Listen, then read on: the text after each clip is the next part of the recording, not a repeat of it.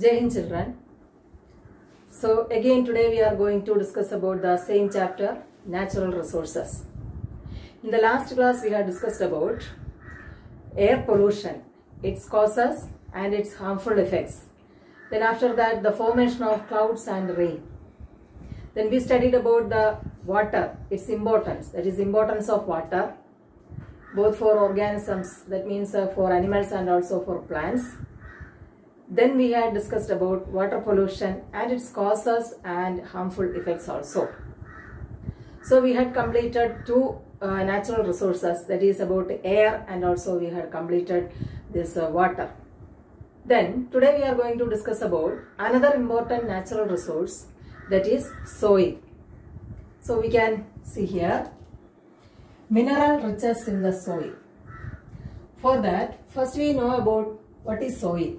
What is soil?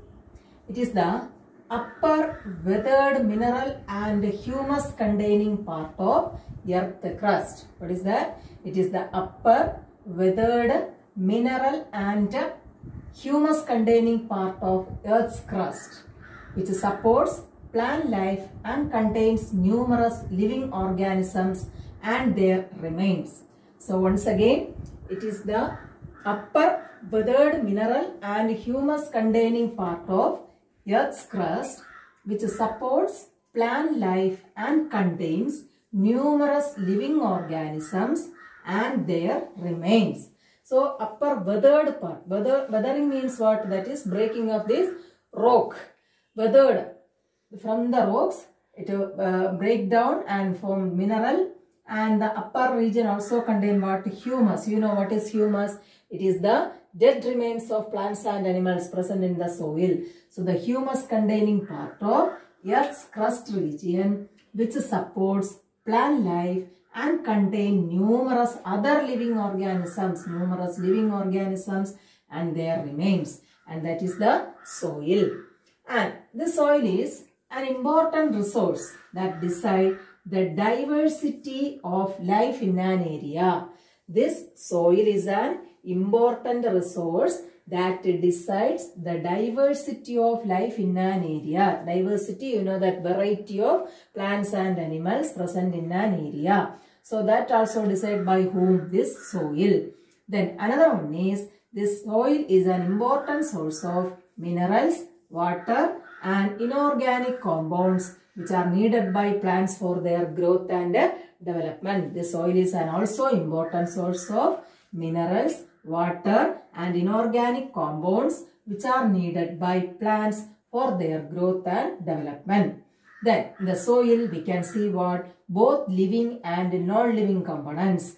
These both living and non-living components are present in the soil. So that's about the introduction of soil. So once again, what is soil? It is the upper weathered mineral and humus containing part of earth's crust which supports plant life and contains numerous living organisms and their remains. Then what is the importance of this soil? It is an important source that decides the diversity of life in an area.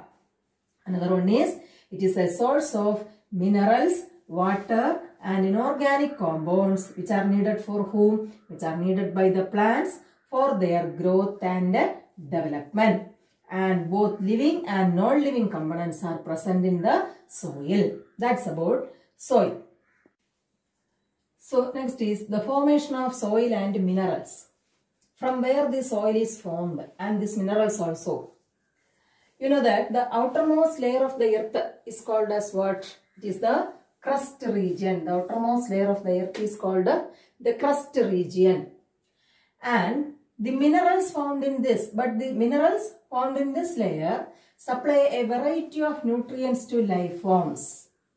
The minerals found in which region? The crust region. The minerals found in this layer means in the crust layer, supply a variety of nutrients to life forms. Life form means both for plants and animals. Then these minerals will not be available, to the organisms if the minerals are bound where? Up in huge rocks. If these minerals are found only in the huge rocks, then it will not be available to these living organisms.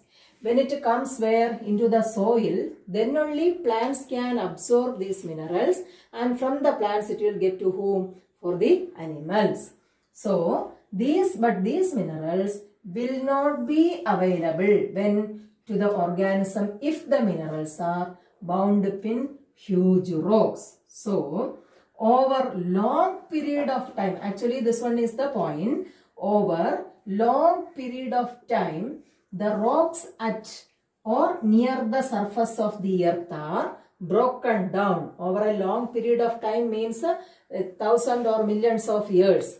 Over a long period of time, that is 1,000 or millions of years, the rocks at or near the surface of the earth are broken down by various physical processes, chemical processes and biological processes. How these rocks break? Because of some physical processes, chemical processes and biological processes. So that this earth break down, and the end product of this breakdown is what? The fine particles of soil. So thus soil is formed on the earth's surface. So once again, the outermost layer of earth is called the crust region. And the crust region, in the crust region, the minerals found and they supply a variety of nutrients to life forms. Then, but these minerals will not be available to the organisms if the minerals are bound up where? Bound up in huge rocks. So, over long period of time, that is 1,000 or millions of years, the rocks at or near the surface of the earth are broken down by various physical, chemical and biological processes. And the end product of this breakdown of the huge rocks result what? The fine particles of soil. So this one is the result, isn't it? So all these process we can say together as what? Weathering. So what is weathering? Then all these process we can say as what? Weathering. Then what is weathering? It is the process of breaking down of rock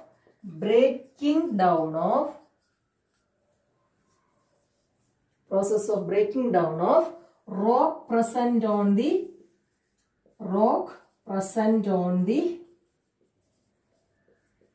surface of the earth.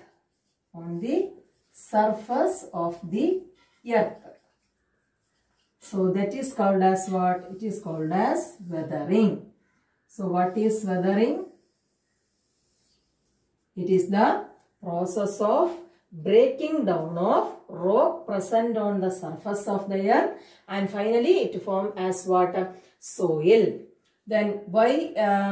Because of which processes? Because of physical, chemical and biological processes. So once again, what is weathering? The process of breaking down of rock present on the surface of the earth because of physical, chemical and biological processes, and that is known as weathering. Then the factors or processes that make soil. So which are the factors that affect the formation of soil, or which are the processes that makes soil? The first one is the sun. The sun, you know that it's a physical factor. So the sun heats up rocks during the day, so that what will happen? So that they expand. They means rock expand. Then at night, these rocks cools down. Listen, during the daytime, because of high temperature, that rocks expand. But at the same time, during night, these rocks cool down and contract. Okay. So daytime they expand and during night time they contract. Look at, these are the huge rocks, not cells. Then also they are expanding and contracting because of this temperature. Since all part of the rock do not expand and contract at the same rate. So I told that these rocks are expanding and contracting, but that occur in the huge rock that is not at the same rate. Then this result in the formation of cracks. This result what? This result in the formation of cracks. You know that cracks or crevices. And ultimately the huge rocks break up into smaller pieces. So once again, how this sunlight is affecting this formation of soil? The sun heats up rocks during the day. So that what will happen during the day? The huge rocks expand. And at night, what will happen? At night, these rocks cool down and contract.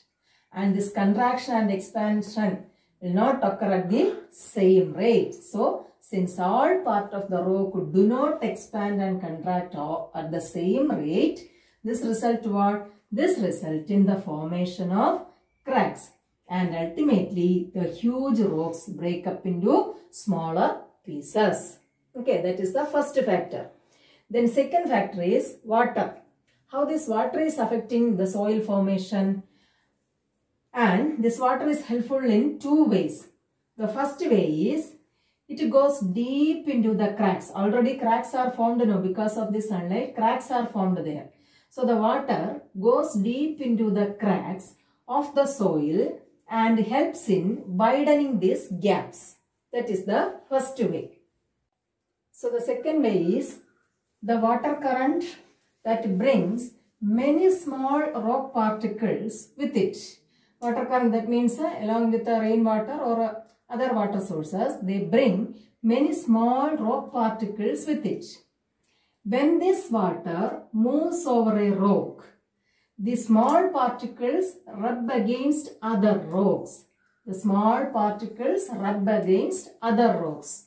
So this abrasion means it is beating of rocks with the rain, hail or sea waves. No, that is the abrasion. Abrasion causes the rock to wear down into fine particles.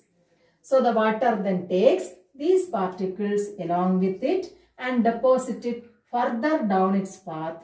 Soil is thus found in places far away from its parent rock. So once again, how this water is affecting the soil formation, how it is responsible for the formation of soil. Water is helping two ways. First way we told the water goes deep inside into these cracks of the rocks and widening the gaps. Then second way is the water current brings many small rock particles with it. When this water moves over a rock, these smaller particles will rub against the other rocks. This abrasion causes the rock to wear down into fine particles. The water then takes these particles along with it and deposits it further down its path. Soil is thus found in places far away from its parent rock. How the wind is affecting the formation of soil. Here, the strong wind current carries many sand particles. You know that because of sometimes if it is a heavy wind, then that will carry the dust particles also. Along with that, sand particles will also come, isn't it? Then these particles rub against the rocks. These particles rub against rocks and help in the wearing down of rocks. So that will form fine particles of soil. So thus wind is affecting the formation of soil. And the last one is living organisms. That's a very important one. How biologically this soil formation occur. That is living organisms, especially lichens. You know that. All of you know about the lichens. Then algae. Then fungi. Then mosses, which are grow on these rocks. That also help in the decomposition of these rocks. Once again, living organisms, especially which one? the lichens, then algae, fungi and mosses which grow on the rocks and help in the decomposition of rocks. How these living organisms are helping decomposition of rocks? That is, they release certain biochemical secretions. So they release certain biochemical secretions. Some of them release acids. These secretions from their body which makes the rocks weaker and help in the decomposition of rocks. So once again, how these living organisms are break down these rocks? They release certain biochemical secretions from their body which makes the rocks weaker and thus help in the decomposition of rocks. So these are the factors that help in the formation of soil. Once again, which are the factors? They are the sunlight, then after that water. Water in two ways they are helping. And third one is about wind. And the last one is living organism. This one is a very important point. So how biologically this soil formation occur and how these organisms are helping the formation of soil. Okay. So these are the factors or processes that make soil. Then the components of soil. All of you know that it is a mixture. Soil is also a mixture. We studied the air also the same way, isn't it? Air is a mixture of gases. Similar to that, here the soil is also a mixture. But its components are what? The first one is the small particles of rocks. Soil consists of small particles of rock because soil is formed from where? From the rock. So it consists of small particles of rock. Then we can see that bits of decayed living organisms, which is called as what? A humus. So bits of decayed living organism, both the remains of plants and animals, dead and decayed remains of plants and animals, they are called as what? A humus. We can see the bits of this humus. Then various forms of microscopic life, that means various microorganisms. Not only this one, we can also see that macroscopic organisms such as earthworm, other beetles, worms, etc. Isn't it? So these are the components of soil. So once again, it's a mixture and consists of small particles of rock, then bits of decayed living organisms which is called as humus, then various forms of microscopic life, that is microorganisms. Then some other aspects related to the soil. The type of soil is decided by what? The type of soil is decided by the average size of particles found in it. The type of soil, you studied about sandy soil, then clayey soil, like that, isn't it? So the type of soil is decided by the average size of particles found in it. Then another aspect is the quality of soil. The quality of soil is decided by what? The quality of the soil is decided by the amount of humus and the microorganisms found in it. Then only the fertility will increase, isn't it? That is the quality of the soil. So the quality of the soil is decided by the amount of humus and the microorganisms found in it. Then the mineral nutrients that is present in the soil, that depends upon which type of mineral nutrients are present in that particular soil. That will depends upon the rock it was formed from it. From which rock it was formed from it. You studied about different types of rocks in the lower classes as igneous rocks, like that, isn't it? So the minerals which are present in that particular soil depends upon the rocks from which it was formed. Then about humus content. Humus content is a very important material present in the soil because that will increase the fertility of soil. So this humus content is also a major factor that decide the soil structure. This humus makes the soil porous. This humus makes the soil porous in nature. So what is the use of that? That allow water and air go deep into the underground, or that allows the water and air to penetrate deep underground. Then the top layer of the soil, how this humus is formed, this humus content is present in the top layer of the soil.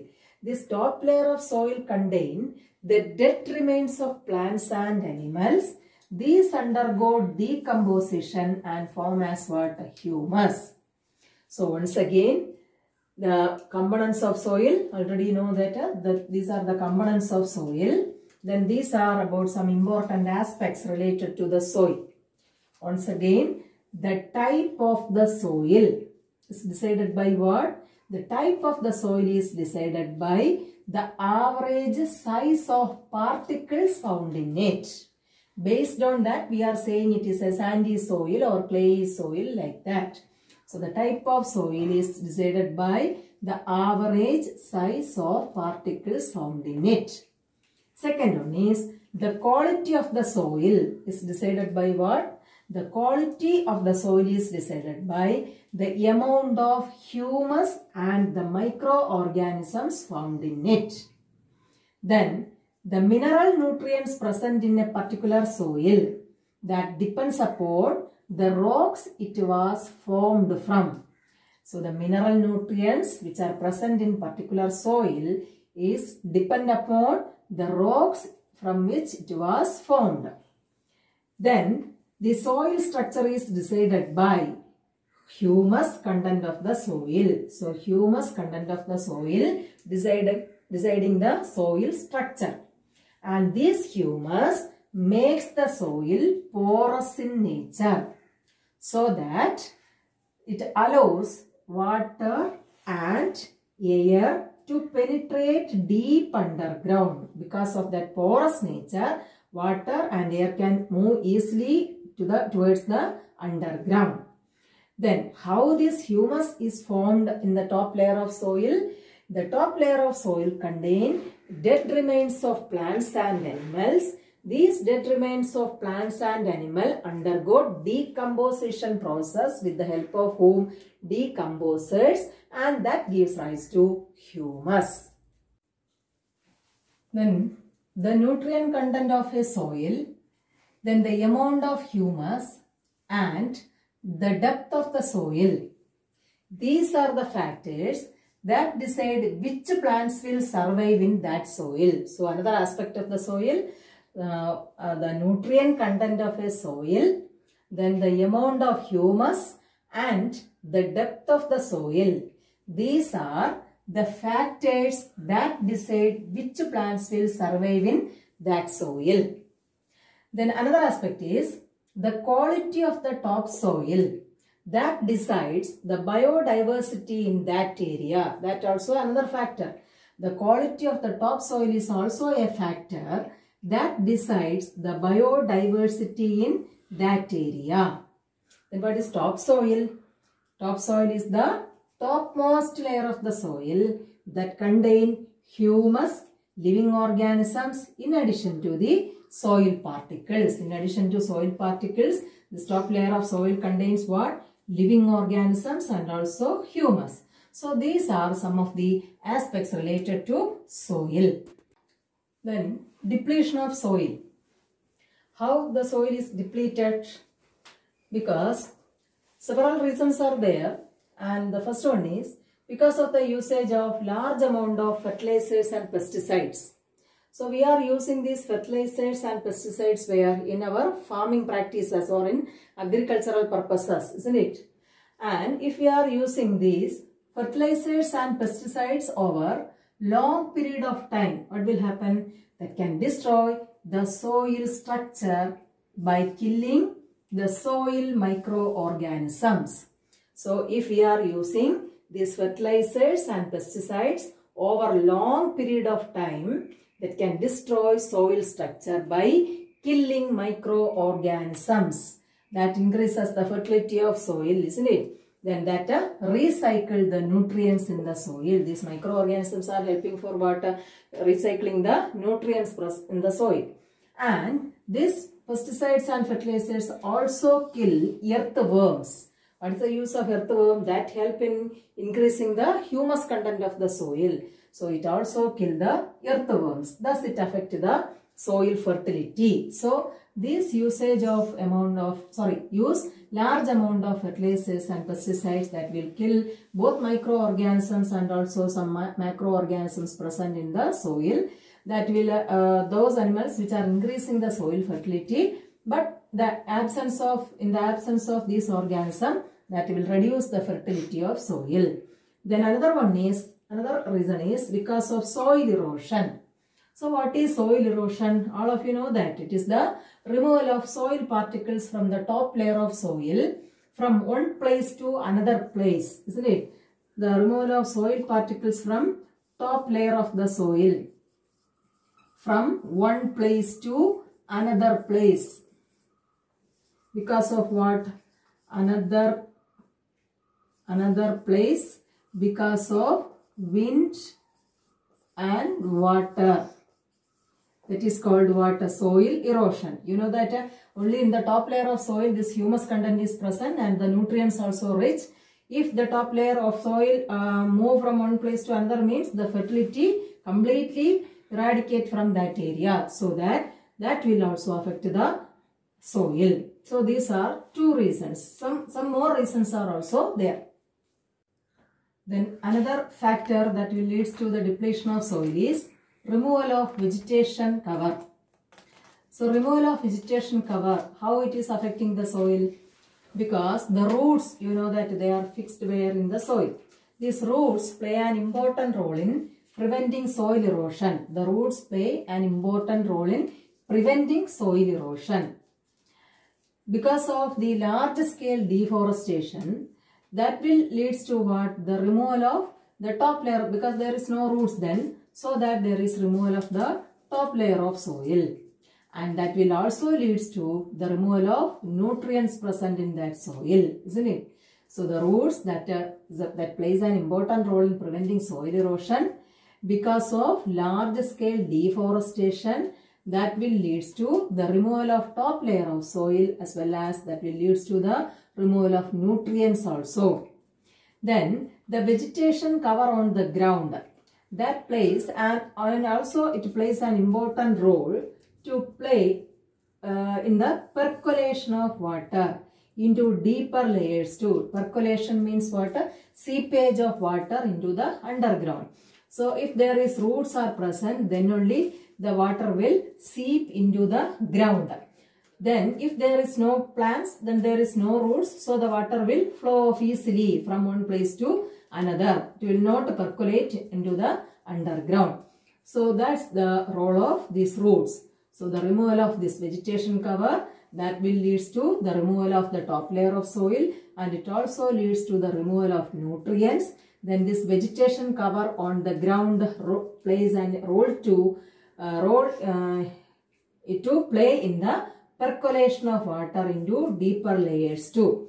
Then another factor is growing same crops on a particular land repeatedly. Growing same crops on a particular land repeatedly. How this will affect the soil? So that will reduce the fertility of soil. How? Because the particular crop demands a specific set of nutrients like nitrogen, phosphorus, calcium, etc. is present in the soil. No? This particular, if we are cultivating a particular crop on the same field repeatedly, if that crop demands a specific set of nutrients from the soil. If we are continuously or repeatedly we are cultivating the same plant on the same land, then that will lead to a deficient of that nutrients in that particular soil.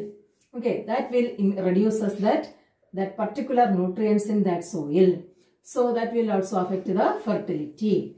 So these are the reasons, some of the reasons that will deplete the soil. So what is the first one that we studied about that? The usage of large amount of fertilizers and pesticides.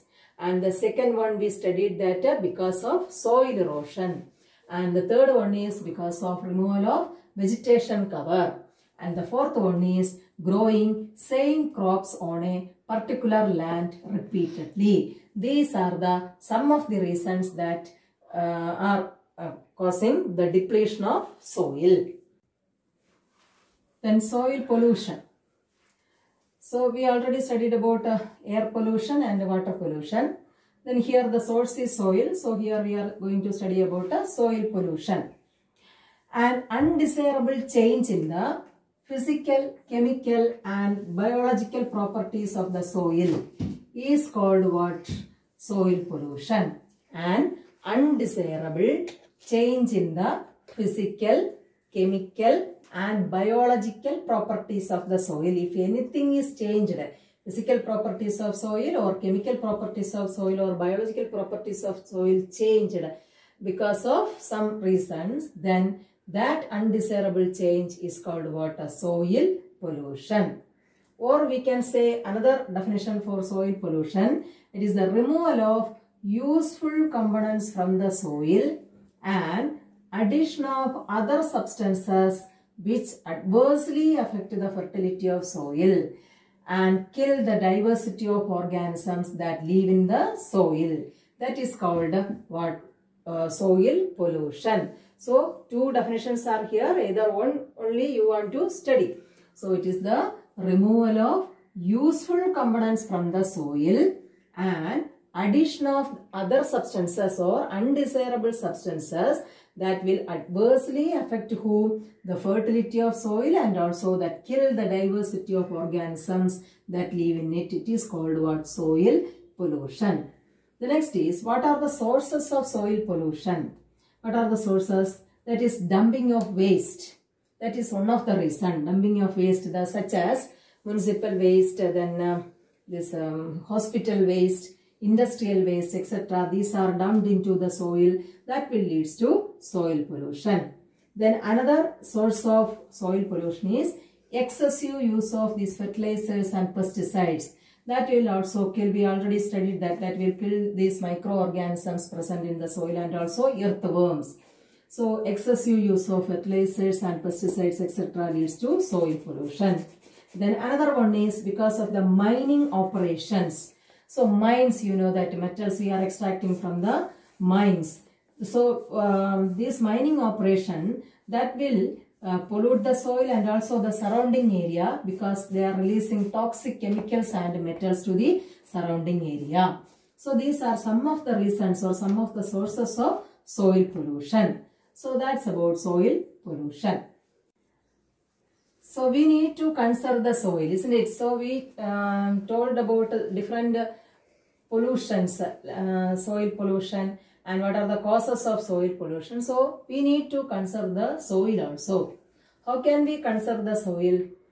So to check soil erosion and maintain the fertility of soil, and that is called what? Soil conservation. How can we conserve soil? By different ways. Different ways are there for conserving the soil. The one is checking the soil erosion. And another one is planting more trees and vegetations. Then third one is use of compost and manure. Instead of that fertilizers and other things, we can use what? Compost and manure. Then another one is use or practice crop rotation method. Then what is crop rotation method? Growing different crops alternatively on the same land. That is, if in one season, if we are, for example, in one season we are cultivating rice in a field, then in the next season we have to cultivate pea plants or leguminous plants. Then again in the next season rice plant, like that. Alternatively, we have to cultivate the crops on the same land. That is called what? Crop rotation. So if we are doing that crop rotation, we can increase the nutrients, because we already studied what? If we are planting the same plants on the same land repeatedly, that will lead to deficient of what? Some of the nutrients. So we can avoid that deficiency of nutrient by doing this crop rotation. So these are some of the ways to conserve soil. So these are about soil, another important natural resource, soil. So what are the main topics we had covered today? So that's about soil. Then after that we studied about the formation of soil, the factors affecting the formation of soil. Then we studied about the depletion of soil, then conservation of soil, then soil pollution, and some important aspects related to the soil. These are the main topics we had covered today. So study well and read the textbook very well. Okay children, then Jai Hind and thank you.